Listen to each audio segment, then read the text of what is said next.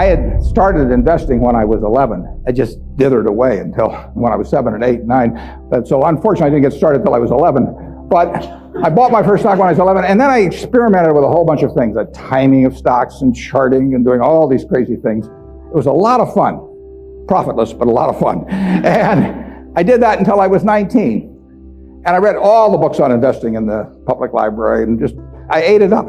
It was fascinating to me, but I had no framework.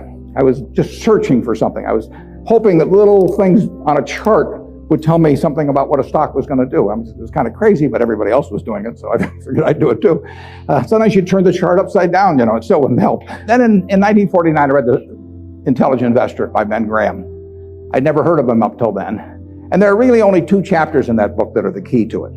But they set my philosophical framework for investing in 3 ways. They're so basic and so simple, it's hard to understand how they could be that important, but the 10 Commandments are simple. The first is that a stock is part of a business. I mean, you can't think of a stock as something different. You value a business, and then you divide by the shares outstanding. But what you have to think about is what kind of a business are you getting into, what are its economic characteristics, who are its competitors, what's its management like, all of these things that relate to a business instead of a little ticker symbol. I used to know when I was 11 or 12 the ticker symbols of every company virtually on the New York Stock Exchange. I could mark the boards at Harris Upham, but I didn't know anything. I mean, I knew that X was U.S. Steel and T was AT&T and so on, but I didn't know anything. I didn't know what was behind them. So I had to start looking at these little symbols or these little names in the paper as businesses and decide, how do you value a business? What counts? The second thing in the book is that Graham gives you a marvelous set point in terms of how the investor should react to stock market fluctuations. He talks about his mythical Mr. Market in chapter 8. And there's been no better thing written in terms of the investor's attitude toward stock prices.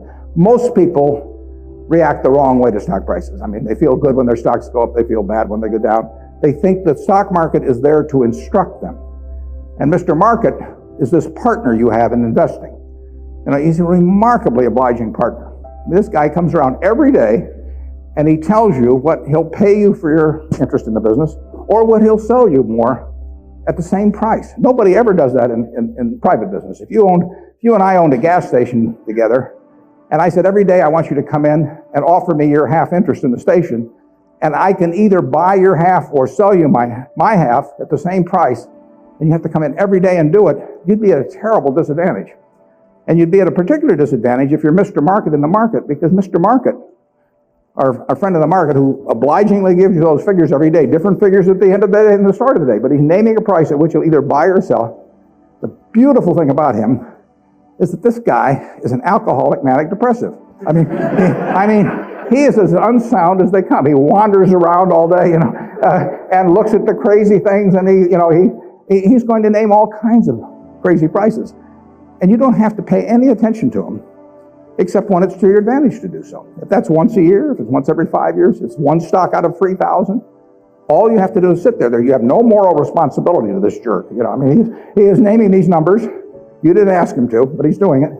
And all you have to do is pick the one time when he is particularly depressed or particularly manic or particularly drunk or whatever it may be. And the market will be all of those things. And you take advantage of it. And that's what's remarkable about stocks, if you think about it, is that if you look at the high and low on all of these American companies for the last year, you'll see case after case after case where the high is twice the low. Now that's for a sound American business, is running along, paying people, selling goods, and so on. If you go out and look at farmland 10 miles from here, there's no way in the world over a year that the farmland is going to range in value from X to 2X. It maybe go from X to 110% of X or vice versa. If you look at an apartment house near here and figures on essentially apartment houses like that over a year, it won't move 10% in a given year. But here are the finest of American businesses, and people just name these numbers that go all over the place. And you don't have to play, except when you want to. That's the important thing, and that's what Graham tells you. The market isn't there to instruct you, to tell you anything.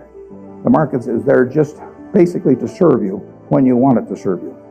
One of the most important things to remember in stocks, very hard to do, but people have all these feelings about it. The stock doesn't know you own it.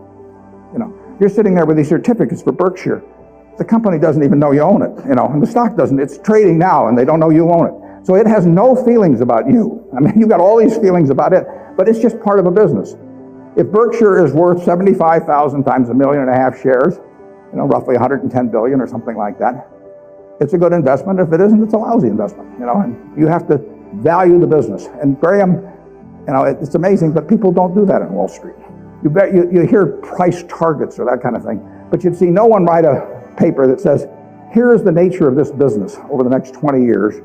What should that business sell for? Forget about what it's selling for. In fact, one of the things I always like to do when I'm looking at investments is I like to look at them without knowing the price.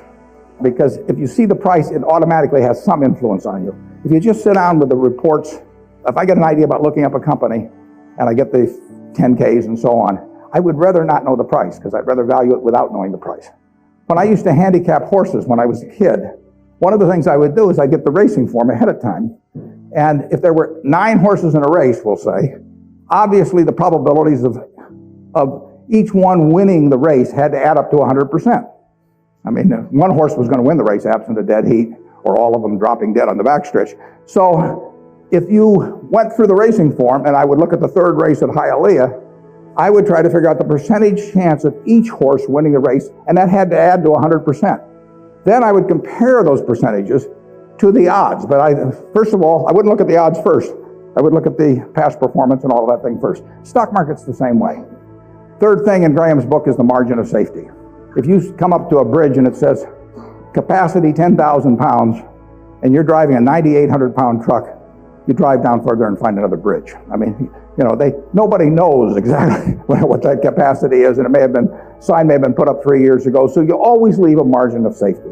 You don't try to cut things that close. You wait till something kind of shouts at you in the stock market. And with those 3 principles, you can build all kinds of structures on that. But that's the foundation. And if you've got that in mind, and that's in the intelligent investor, I've never found anything that remotely compares with it. All 3 of the ones you can't get rid of one leg of the 3-legged stool and still have a good investment philosophy. But I would say that the most important thing over a long period and working with big money is to understand the business. Let's just say for the moment that you were given $1 million or whatever sum was necessary, and you could look around Knoxville, or look around all of Tennessee if you want, and buy into any 3 businesses, between now and a week from now. Private businesses, not trading or anything of the sort. And you got a week to do it, or you have to give the money back. What will you be doing during the next week? I mean, you can look at all these companies. Some of them you're quite familiar with, some of them you're less familiar with, some of them you know by reputation, some of them you know the management, some of them you don't. You know their competitive situation. What will you be thinking about during that 7-day period? How will you actually be screening these companies out? I think you'll look for 3 businesses, and you can't trade them after you buy them. You're going to own them the rest of your life. You're going to be looking for businesses that have enduring competitive advantage. You don't want to buy a Burger King franchise just because nobody's come within 10 miles of it yet, because Wendy's and McDonald's and all of those will be there pretty soon. I mean, it isn't necessarily who's earning the most money now. You're going to look for something with enduring competitive advantage. Now that takes a business with some kind of a moat around it, because capitalism, by definition, is a system where every time somebody has an economic castle, somebody else is going to come after it. It's just the nature. If you open a restaurant and it's successful here in town, somebody's going to take your menu and probably take your chef, maybe cut your price, maybe offer a little more parking, maybe be a better okay, whatever. I mean, capitalism consists of going after the other guy's castle. If that's the case, you want a castle with a big moat around it. And there's a lot of ways you can have a moat around something. You could have it by patent protection. You could have it by location in certain areas. I mean, if you have something in people's mind, like Coca-Cola, 6 billion people in the world, practically all of them have something in their mind about Coca-Cola, largely favorable. They don't have anything in their mind about RC Cola. And if RC Cola spent $1 billion advertising, they wouldn't have anything in their mind about RC Cola. But they've got something in their mind about Coke, and generally it's favorable. That's why Coke wants to be where people are happy, because they want to be at the theater, they want to be at Disney World, they want to be at the World Series. They want always have you drinking that drink of Coca-Cola while at the same time experiencing happiness. And if they do that, they're going to sell a lot of Coca-Cola. And it won't make any difference if somebody is a half a cent less on some serving than Coke. So that's an enduring competitive advantage. And you want it run by honest and able people. You don't want to go in with a crook, and you don't want to go in with a dope. Now, the best businesses to buy are the ones where you could have a dope in there. I mean, Peter Lynch says, buy a business that's so good that an idiot can run it, because sooner or later one will. And there's some merit to that. In fact, I got a question the other day from a student group, and they said, what's going to happen to Berkshire when you go gaga? And I said, well, Berkshire's so good that I can go gaga. In fact, I may even be. Those are the kind of businesses to own. So you want a management that's able and honest, and then you want a price that's sensible. And that's what you'd look for. You go around Tennessee, got a week to do it, and you'd immediately screen out a whole bunch of things. You just know that they weren't a fertile area. That's an important thing to be able to do, to know, just get rid of all kinds of things. There was a great article in the New Yorker 30 years ago when Bobby Fischer was playing Spassky in a famous chess match which drew attention around the world. And they examined how the mind could, with billions and billions and billions of possibilities, how it could group things so as to immediately cast it down to where you had like 4 options. And of course, when the humans play something like deep thought, or whatever the latest version is of the computer on that computer is making maybe 700,000 or 1 million calculations a second. And the human mind is competing against that, but the computer is checking every possibility. And the human mind somehow has this ability to cast out 99.999% of those things that the computer has to go through in order to focus on the 3 or 4 possibilities that really make sense. And investing's a lot like that. It's not that tough because there aren't that many companies, but you want to cast out all kinds of things. If somebody told me that my life depended on picking among the Dow Jones stocks a group of 10 that would be the best performers or outperform the index as a whole, I would spend my time thinking of the worst companies in there. I would cast out things, and then I would figure I left those behind, and that's an easier way to approach the problem, actually, than trying to pick the 10 best. If you were thinking about the state of Tennessee, there's a whole lot of things you wouldn't examine. You just figure they're too tough. You might decide, car dealerships were too tough. It's always going to be competitive. Who knows whether Ford or General Motors are going to be selling more cars 5 years from now, or whether there's going to be tariffs on foreign cars. Who knows? So you just say, I'll give up on car dealers. I'll think about something else. And that approach that you use there is the same approach you really want to bring to the stock market. You've got 3,000 companies tonight you can look at on the New York Stock Exchange. There's a valuation on every one of them. It'll change tomorrow. You don't have to play. Once a year, if you have 5 good ideas in your lifetime, you get very rich. I tell students sometimes they'd be better off if they had a punch card when they got out of school with only 20 punches on it. Because then, instead of listening to somebody at a cocktail party and then going out the next morning and buying some shares, they'd really think about every punch. That's all the punches you get. 20 punches is plenty. You just have to make sure that you don't do any of them for frivolous reasons. We never want to buy anything small at Berkshire. It just doesn't make any difference. We want to think about things that can move the needle. And that gets tougher as the capital gets greater. But that's the way to focus on investments.